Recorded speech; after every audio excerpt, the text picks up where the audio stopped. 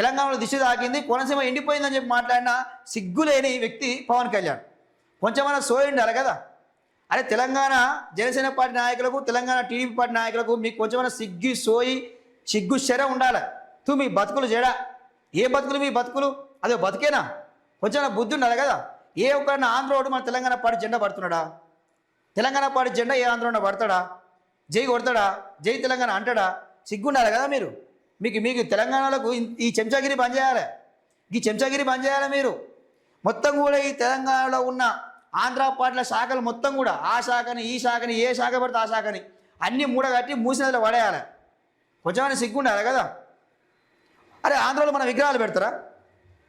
మన తెలంగాణ నుంచి ప్రధానమంత్రి అయిన పివి నరసింహారావు, ఆయన విగ్రహాన్ని ఆంధ్రలో పెడతారా?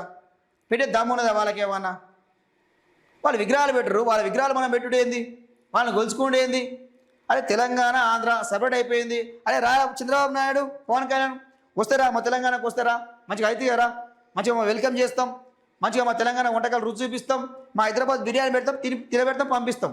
ఇదొక మర్యాద ఉంటుంది. ఈ రాయికి ఏమైంది? మీ రాయికి ఏమైంది?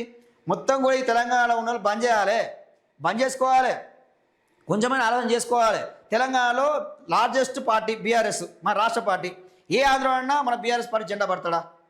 జై కేసీఆర్ అంటాడా?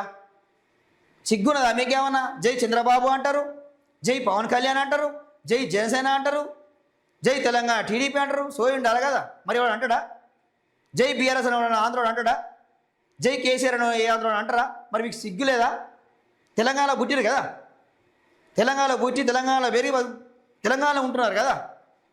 అరే ప్రాంతం మీద కొంచెం అభిమానం ఉండదా? ప్రేమ ఉండదా? మీరందరూ తెలంగాణ వ్యతిరేకులే.